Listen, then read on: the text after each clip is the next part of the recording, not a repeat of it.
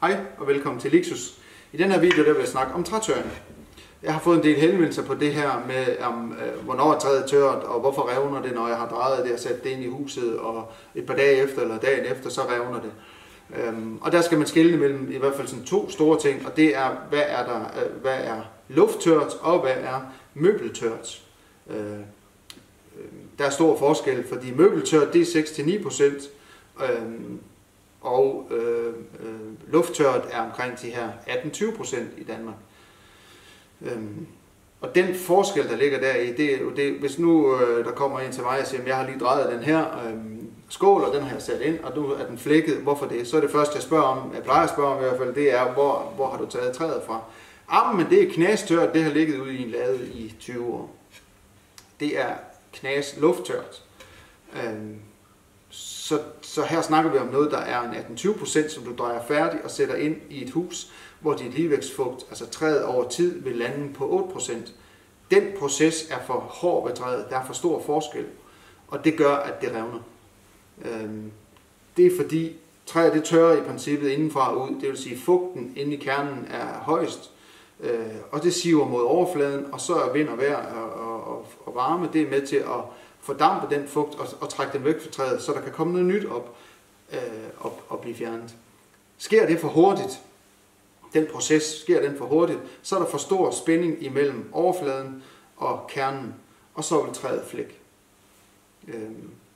I bedste fald deformerbare, men i værste fald, hvis det er for meget, så vil den flække. Så her snakker vi om, når man snakker trætørring, så snakker vi om de tre gode venner. Der er relativ luftfugtighed, og der er temperatur, og så er der ligevægtsfugt. Og de har alle sammen indvirkning på hinanden. Hvis du hjemme i stuen har fyret godt op, og der er 25 grader, du har en relativ luftfugtighed på 40%, så vil din ligevægtsfugt i træet over tid være 8%. Det her det skifter jo, og temperaturen stiger og falder lidt og det hele, men det her det er over tid, så vil det falde til 8%. Det er et skema, man kan gå ind og finde de her, hvordan det her forhold er. Men ligevægtsfugten i træet over tid er afhængig af temperatur og den relative luftfugtighed. Så udenfor, der vil det altså være lufttørt. Hvis I tager træet fra en brændestak for eksempel, så er vi omkring de 18-20%. Jeg har prøvet at lave lidt jeg har lige prøvet at lave sådan en her for illustrationens skyld. Den her, det handler om, når vi snakker det her trætørring, det er i hvert fald, når vi snakker om trædrejning, det er, at der vil vi gerne have så lille en masse som muligt, og så stor en overflade som muligt. Det har jeg prøvet at illustrere med den her, det vil sige, her der har vi en meget tynd skål, og det vil sige, at den er en meget stor overflade og en meget lille masse. Så den deformeret. Det her, det var smash godt, da jeg begyndte at dreje i det. Og den er deformeret. Men den er ikke revnet heroppe, hvor den er tynd. Til gengæld hernede i bunden, hvor jeg ikke drejede den færdig, og bare lod den tørre, der er den revnet. For her har vi en meget stor masse og en meget lille overflade. Og træet det tørrer, eller det trækker sig og tørrer i tangentialsnittet, det vil sige egentlig med årene rundt. Og det er derfor, det flækker på den her måde, det revner ned igennem træet. Der ser man tit, at det har sådan en V-snit, at det flækker på den måde. Det er fordi, det er der svinder mest.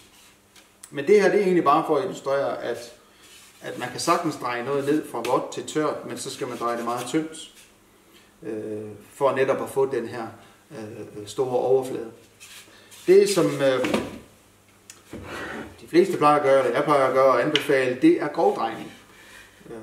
Hvis man tager et træ, som er vådt, og grovdrejer det ned til omkring 25-30 mm i tykkelsen, godstykkelsen, hele vejen rundt, også bunden, der selvfølgelig ikke lige der, hvor kloen er, eller skal sidde, men ellers, så har man den største mulighed, for man har fjernet al den masse, der er herinde, og skabt en stor overflade.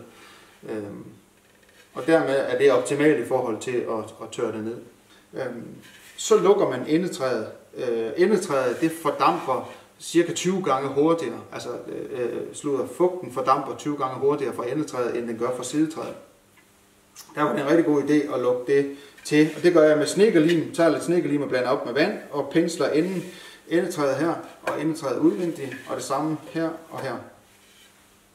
Så skriver jeg dato og træsort på det, og lægger det i en papirssæk, men allerhelst en kartoffelsæk.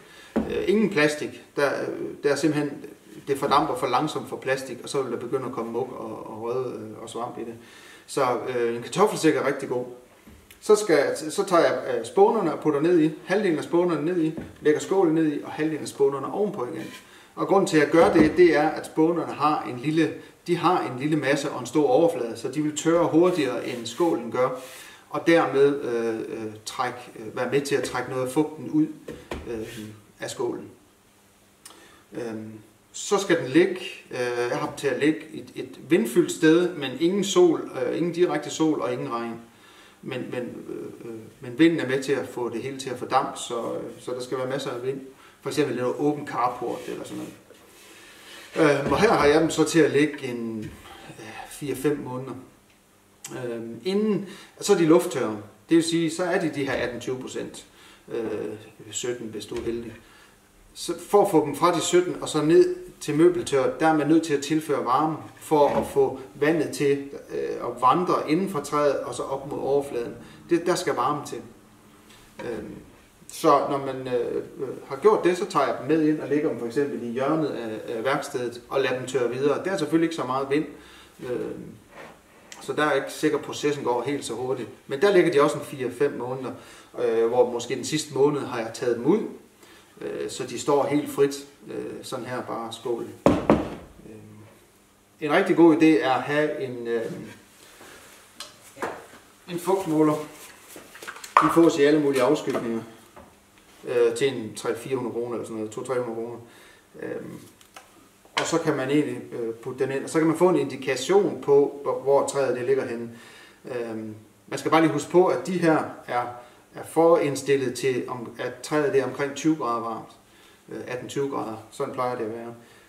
Så lad være med lige at tage stakken, eller tage den ind fra stakken, brændestakken, og så lige måle den ved 0 grader. Så lige lad den ligge lidt. Så får man en lidt mere præcis indikation. Det her det er bare en indikation på, hvor man er henne, træfugtmæssigt.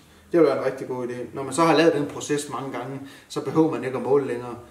Så ved man, når man gør sådan her, sådan her, sådan her, så ender det op med at være inde i værkstedet og være tørt nok og klar til at dreje. Det er den mest sikre måde, fordi man jo så, når den er tørret ned, som den her, kan begynde at dreje den, altså dreje den færdig, og stille den ind, uden den deformerer. Ulempen ved det her er, at der er ikke yderligere kreationer, man kan lave jo. Altså formen er forudbestemt nu, fordi det har man lavet for enormt spændende, og jeg har også nogle andre projekter, hvor jeg selv tager noget træ op og tørrer det ned i en soltørreovn, hvor solen er med til at varme rummet op, og man kan styre den proces. Men det er jo ikke alle, der synes det. Så hvis I synes det, så at jeg skal lave lidt flere videoer omkring trætørring eller uddybe nogle ting, så må I skrive til mig. Ellers håber jeg, at I fik lidt ud af det, forklaringen på, hvad der kan ske. Tak.